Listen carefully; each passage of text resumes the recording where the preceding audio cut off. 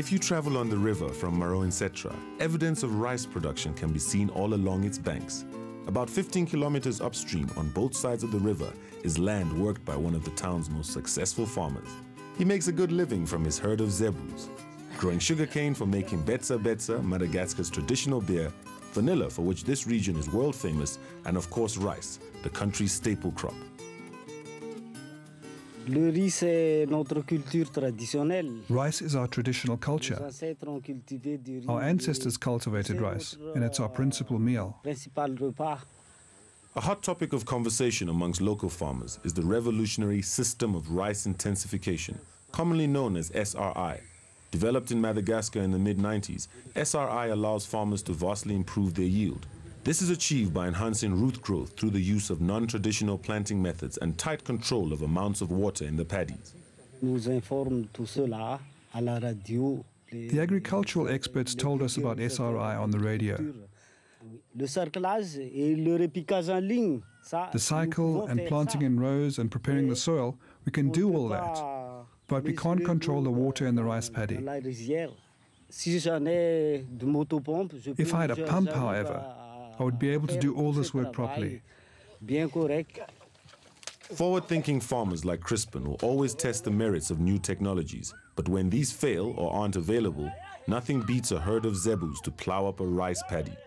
Traditional ways have a proven track record, and after all, this knowledge has been passed down from the ancestors.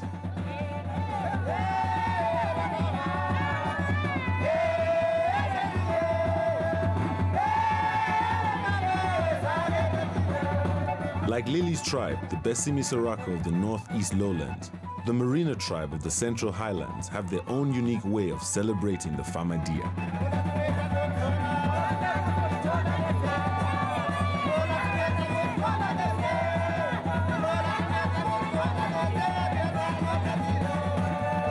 One thing that most tribes have in common, though, is an all-night celebration the night before returning the bones.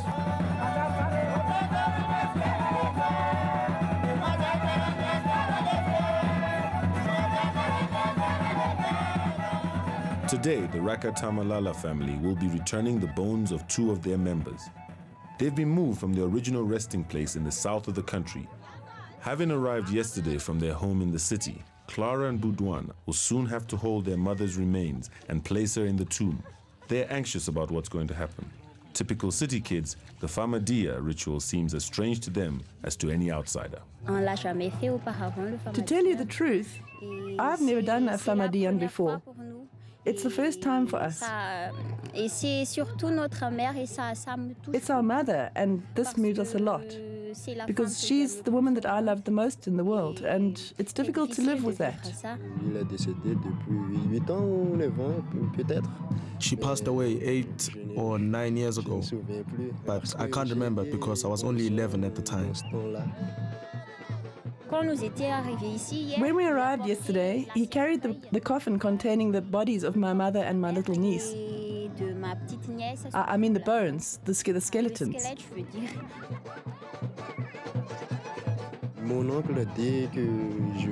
My uncle tells me that I will have to enter my mother's tomb to see that she is properly wrapped and to do this and that. My mother, she was like me, flesh and blood, and now she's just bones. It's horrible that. It makes me nervous. It really freaks me out. He's always like that. He's always nervous, and me, I'm also nervous. Everybody gets nervous when you have to do something like this. Today's ritual is funded mainly by Clara and Boudouin's grandparents, whose daughter and granddaughter's bones are being returned today. As with the majority of Famadia, however, there are supporting contributions made by the community to help cover the costs.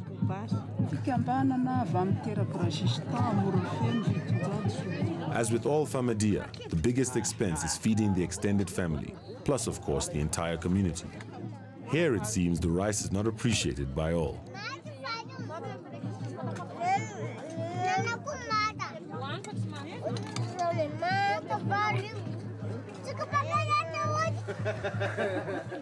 The Famadia, I don't believe in it. If I was my grandfather, I would do it. But in my case, I wouldn't do it because it costs lots of money. And when you are dead, for me, you are dead. Baudouin's skepticism may be typical of some of the urban youth, but it's certainly not common in Malagasy society. It is generally believed that the soul lives after the body dies and is always with us. It is also believed that this soul acts as an intermediary with God. It is extremely important, therefore, to keep your own ancestors happy, because they have the power to affect the fortunes of the living for good or evil.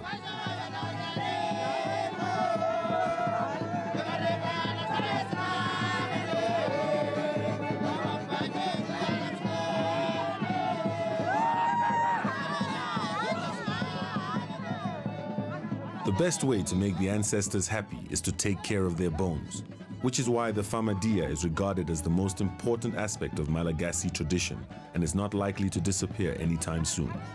People say that they hear their ancestors calling to them in dreams, saying that they're cold and wet. Cold bones need to be dressed in a new shroud, a sure indication that it's time to do a famadia.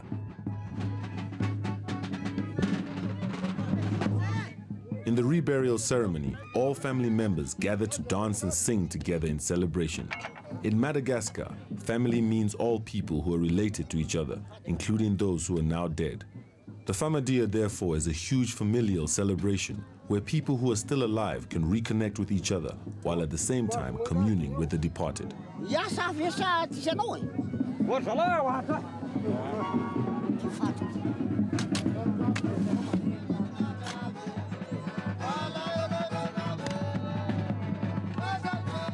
A famadia can be held for a number of reasons. The first is to move the bones from the place of burial to the family tomb. This can be from a plot in the same family cemetery, as happened with Lily's grandmother, or from a place hundreds of kilometers away where they may have died and been buried, as happened with Clara and Baudouin's mother. Though the main aspects of the tradition are clear, sometimes the detail requires a bit of interpretation. I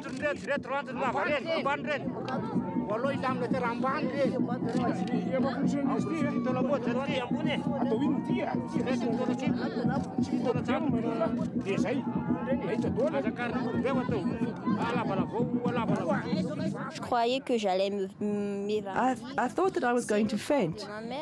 This is the corpse of my mother. It's the skeleton of my mother. I don't know how to deal with that. It's too hurtful. It's quite unbearable. But I'm strong and I'm still standing. Meanwhile, the family tomb has been unsealed, which will soon house Clara and Baudouin's mother's bones.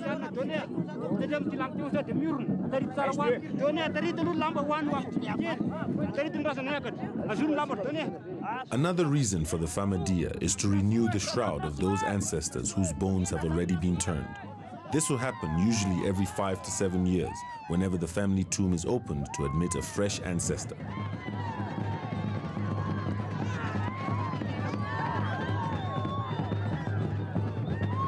At times, a certain degree of chaos seems to reign.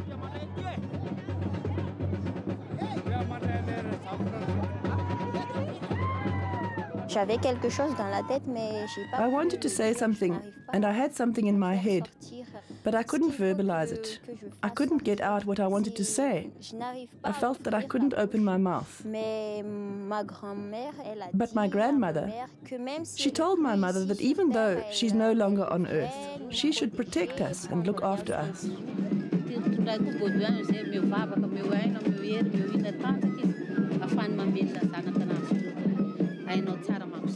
There is a tangible roller coaster of emotions evident during this ritual, moving from a heightened sense of joy at being close to an ancestor as a spiritual being, to a deep sadness at touching the last remains of a person that played a big part in one's own life.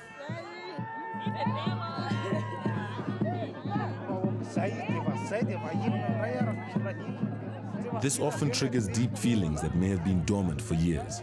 Some close relatives have trouble being parted again.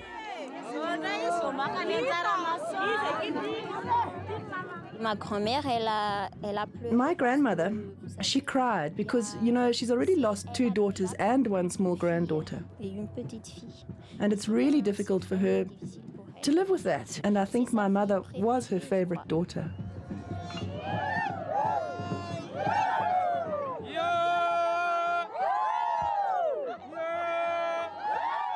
It is taboo for the ancestors' bones to be out of the tomb after sunset. So as the afternoon wears on, the process of reburying the remains begins.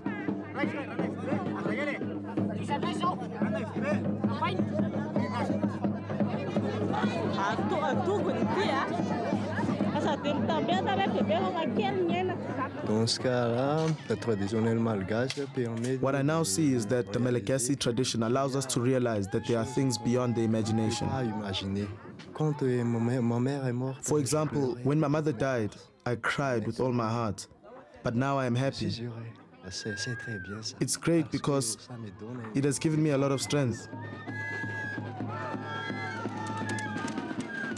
The laying to rest of Boudouin and Clara's mother's bones has not only eased their fears about the strange ritual, but also seems to have brought a measure of closure to their grief. I think the Famadian is a really important thing to do. The Famadian can change certain things in one's life. For me, there is something that's really changed. I believe that my mother is now watching over me.